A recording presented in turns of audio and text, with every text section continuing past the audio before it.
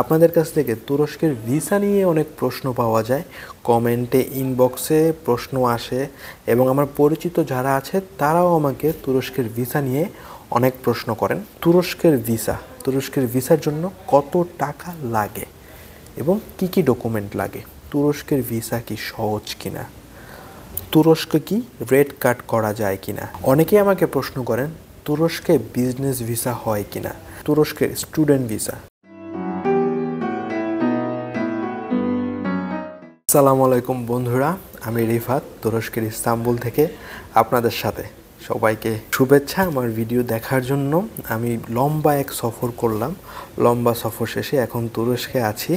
আপনাদের কাছ থেকে তুরস্কের ভিসা নিয়ে অনেক প্রশ্ন পাওয়া যায়, কমেন্টে ইনবক্সে প্রশ্ন আসে এবং আমার পরিচিত যারা আছে তারাও আমাকে তুরস্কের ভিসা নিয়ে অনেক প্রশ্ন করেন। তুরস্ক কিন্তু খুবই সুন্দর একটি দেশ, খুবই বড় একটি দেশ এবং খুবই ইতিহাস। শেষ খলিফাতের যে দেশ এ হচ্ছে তুর্কি, এবং ন্যাটোর মধ্যে যদি কোনো একটা মুসলমান দেশ থেকে থাকে সেটাও হচ্ছে তুরস্ক। সেকুলার একটা পৃথিবীর সবচেয়ে বড় মুসলিম সংখ্যার গরিষ্ঠ সেকুলার কোনো দেশ যদি হয়ে থাকে সেটাও কিন্তু তুর্কি। তো তুরস্কের অনেক কালচারাল, হিস্টোরিক্যাল বিভিন্ন রকম ডাইভার্সিটি থাকার কারণে তুরস্ক সবারই একটা আসার ইচ্ছা থাকে, দেখার ইচ্ছা থাকে। তো এই জন্য প্রচুর প্রশ্ন পাওয়া যায়। তো আজকে আমি আপনাদের সাথে তুরস্কের ভিসা নিয়ে কিছু প্রশ্ন উত্তর অ্যান্সার দিব। তো প্রথমেই হচ্ছে তুরস্কের ভিসার জন্য কত টাকা লাগে এবং কি কি ডকুমেন্ট লাগে। প্রথমত বাংলাদেশ থেকে যদি আপনি অ্যাপ্লাই করেন তুরস্কের ভিসার জন্য, আপনাকে মেডিকেল করতে হবে, আপনাকে ইন্স্যুরেন্স করতে হবে। তো সকল কিছু মিলিয়ে অলমোস্ট 25,000 টাকা পড়ে যায় তুরস্কের ভিসার জন্য।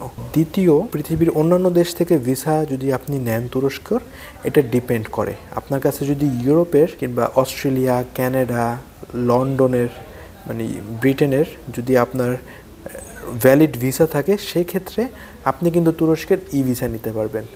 শুধুমাত্র ফার্স্ট ওয়ার্ল্ড যে কান্ট্রিগুলো আছে ওইগুলোর যদি আপনার ভিসা ভ্যালিড ভিসা থাকে সেই ক্ষেত্রে শুধুমাত্র $60 খরচ করেই আপনি তুরস্কের ট্যুরিস্ট ভিসা পেয়ে যাবেন, ঢুকতে পারবেন, 30 দিন থাকতে পারবেন এবং এই ভিসাটা 10 মিনিটের মধ্যে চলে আসবে আপনার ইমেলে, যদি আপনার ফার্স্ট ওয়ার্ল্ড কান্ট্রির ভিসাগুলো থাকে। আর না থাকলে আপনি যদি মিডল ইস্টের কোনো দেশ থাকেন, সিঙ্গাপুর, মালয়েশিয়া, ভিয়েতনাম এই সকল দেশে থাকেন, সেই ক্ষেত্রে আপনার ভিসা নিতে হবে।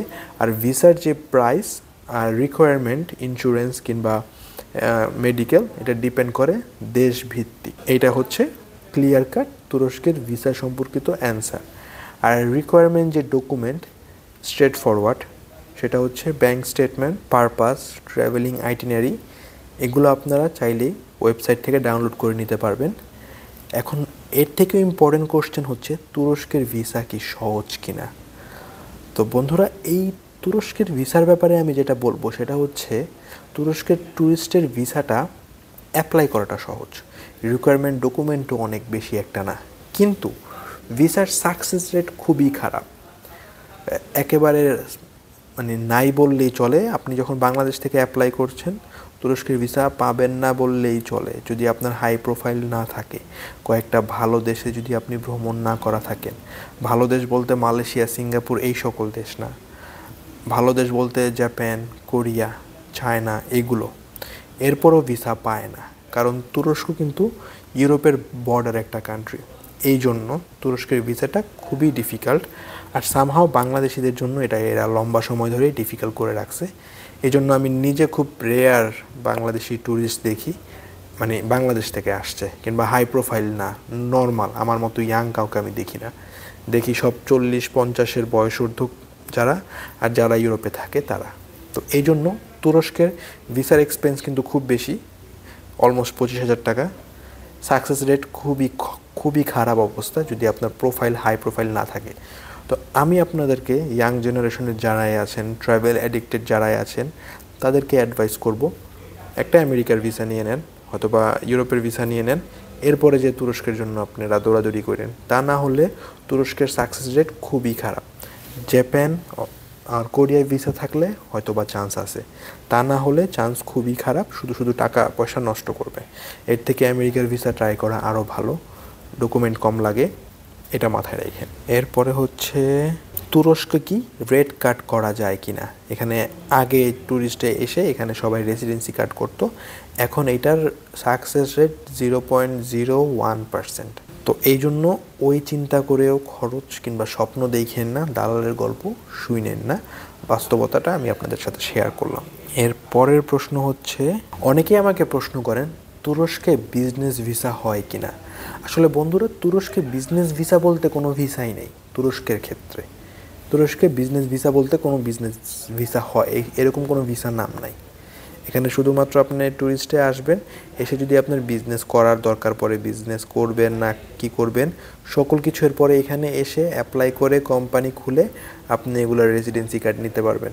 কিন্তু বিজনেস করার ক্ষেত্রে এটা ইটস এ লং প্রসেস, এবং ওই বিজনেসের এগেনস্টে রেসিডেন্সি পাওয়ার ক্ষেত্রেও হচ্ছে ইটস এ লং প্রসেস। আপনাকে তুর্কিশ এমপ্লয়মেন্ট রাখতে হবে, তারপরে অফিস টফিস সকল কিছু নিতে হবে, এরপরে অ্যাপ্লাই করতে হবে, এরপরে যে তো তুর্কিশ বিজনেস ভিসা নিয়ে এই সকল কোনো বিজনেস ভিসা টিসা হয় না।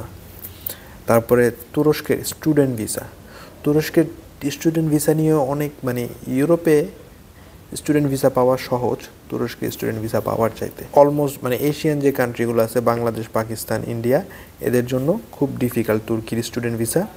শুধুমাত্র তুরস্কে 90% স্টুডেন্ট যারা পড়ে এরা মূলত স্কলারশিপের স্টুডেন্ট, যারা বাংলাদেশ থেকে তুরস্ক কেন্দ্রিক ইউনিভার্সিটি কিংবা তুরস্কের যে অথরিটি আছে ওইখানে এক্সাম দিছে, এক্সাম দেওয়ার পরে এরা স্কলারশিপ পেয়েছে, এরা ফ্লাইট টিকিটটাও পর্যন্ত ফ্রি পেয়েছে, এবং প্রতি মাসে তুরস্কের সরকার এদেরকে টাকা দিচ্ছে, স্কলারশিপ দিচ্ছে, বাসাবাড়ি ফ্রি দিচ্ছে।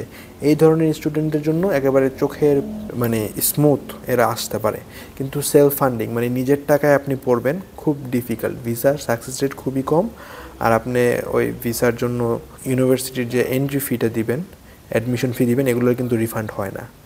তো এটার মানে খুব সাকসেস রেটটা খুবই কম, এই জন্য আমরা তুরস্কে বাংলাদেশি খুবই কম দেখি।